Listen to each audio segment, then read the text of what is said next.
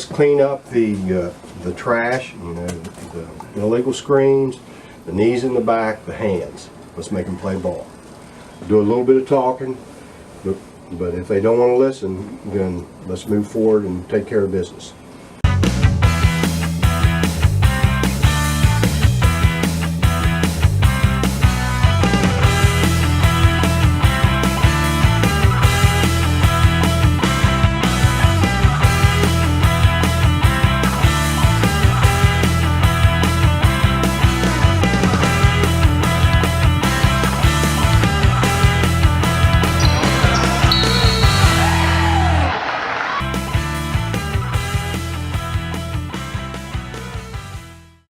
My first game ever, I didn't know what to do.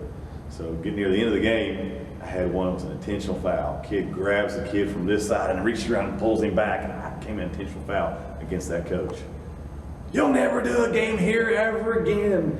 I thought, oh gosh, I've blown it. My first game, I've already blown it.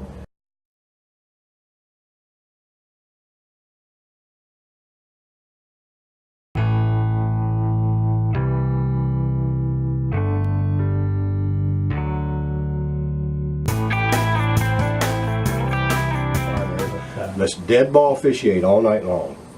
You know, whether it's a timeout or in between a violation and whatever. Let's make sure that we got those kids covered and we're ready to react to whatever presents itself.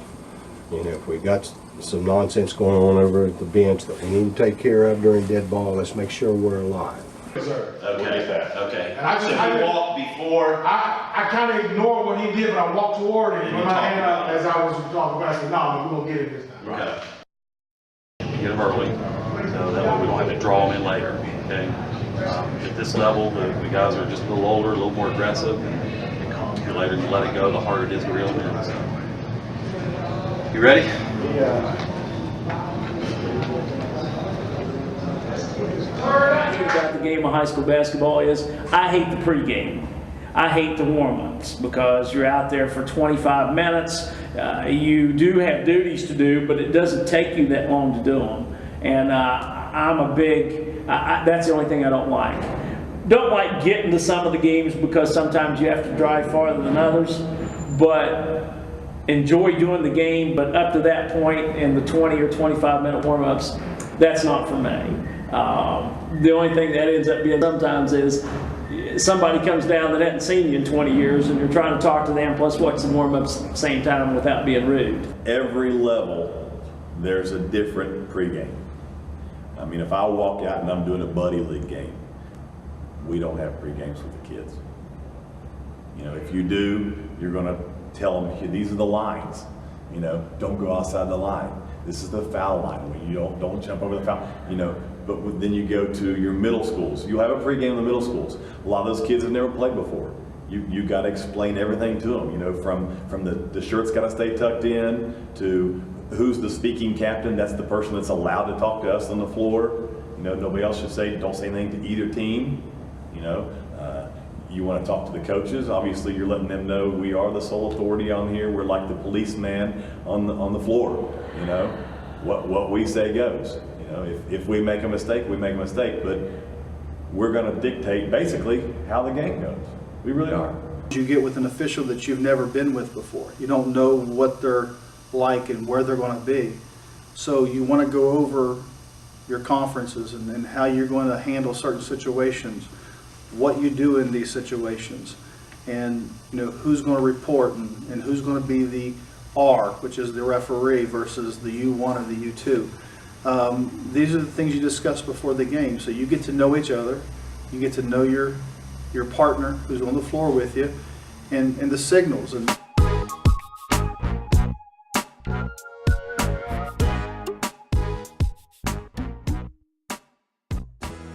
well, mechanics, I found that everybody has different styles of mechanics.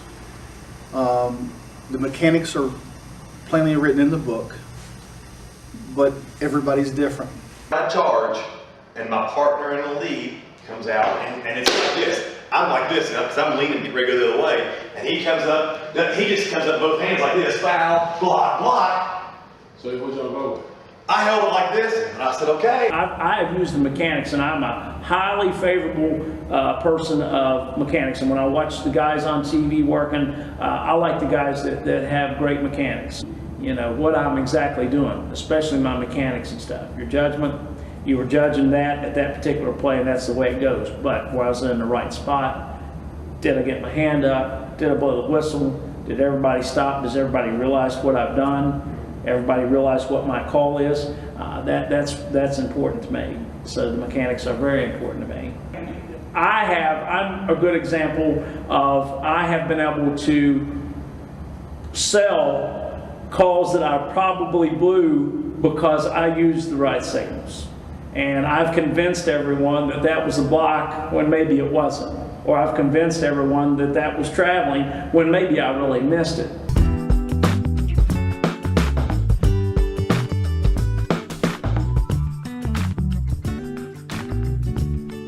Okay, when green posts up, they can hook the defender.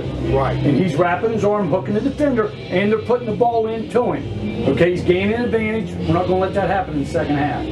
Just because you know the rules doesn't mean you're that good of an official.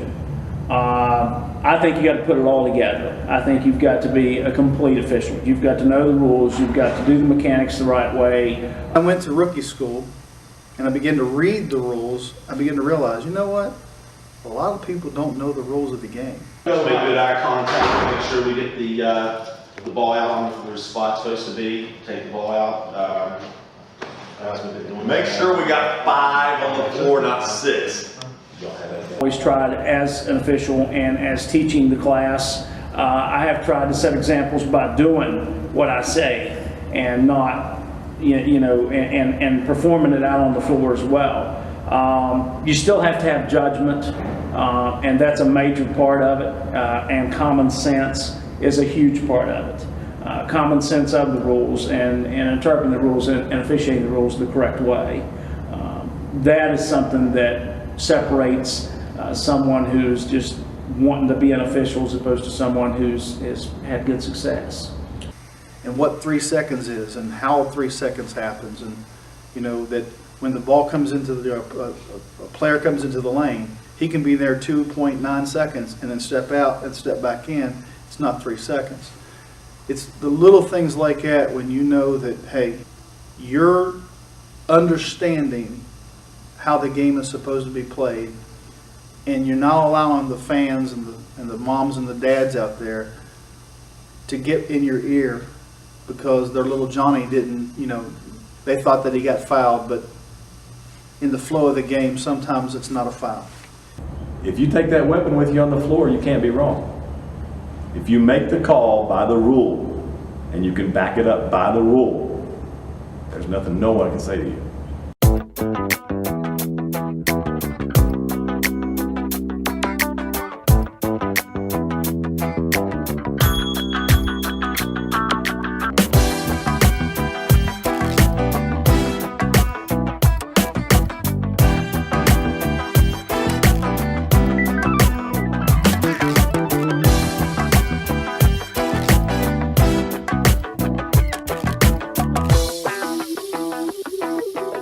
Ultimately, you want to see the game performed on the court and not in the official's hands.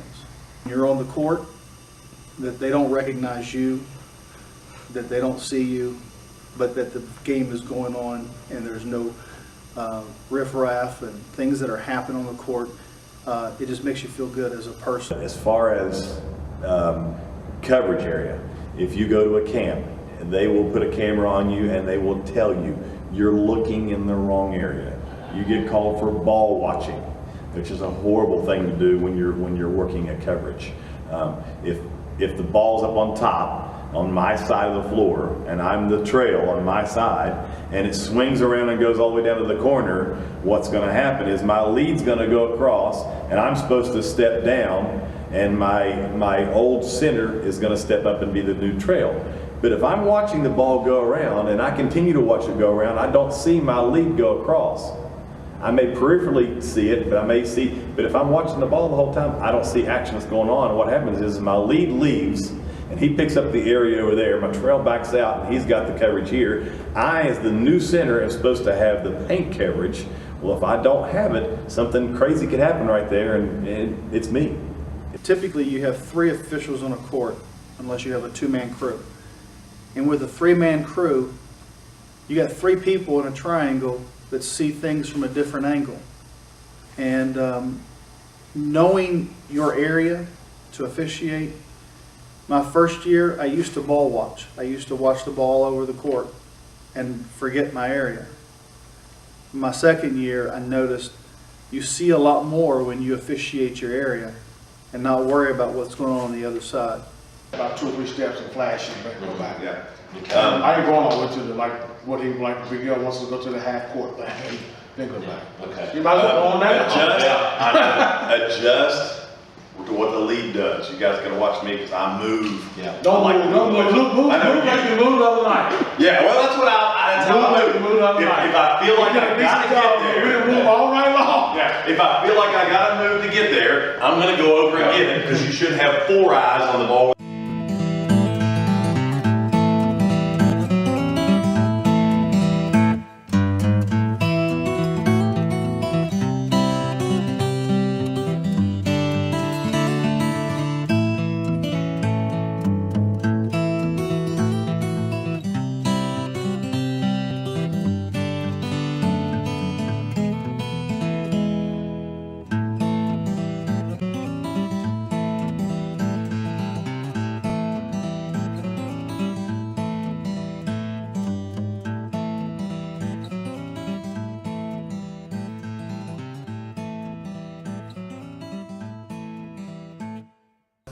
The best thing a person can do is to go through a rookie school one time and get on the court and see what it's like to be on the court themselves. To now you're responsible for every call you make or every call you don't make. To know that pressure and to know that responsibility that you have as an official, that it can be challenging, but it's easy to officiate from the stands. Don't let someone run you off early. You are trying to get started. It's just like I tell coaches, you coached your first game one time. You didn't start out and was born and had already coached 30 games. You coached your first game one time. Officials are going to officiate their first game one time. You're just nervous that you're going to make a mistake, and you don't want to make a mistake, even though it's going to happen. You know, you're going to make mistakes. You know, as a baby, you just don't get up and start running. You know, you got to crawl first. You know, and then you crawl up, and you kind of stagger when you start walking the first time, and then you get to where you walk real good and you're excited about it. You know, that's the progression of officiating. Nobody walks on the floor and automatically has a perfect game, and if the mechanics are crisp and clean.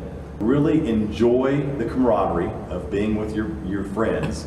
You know, working games with your friends. I really enjoy, hustling up and down the floor, being in charge.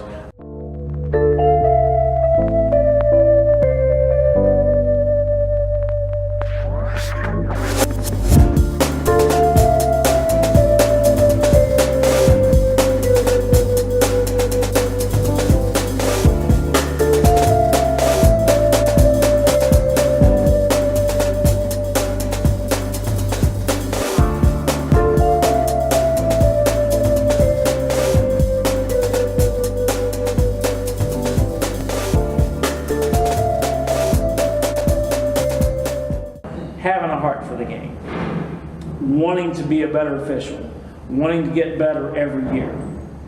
That's the catch. Am I better this year than I was last year? Just like a basketball player. Did I get good enough to start, or am I still going to be coming off the bench or maybe not playing? That's how you support each other. You lead by example.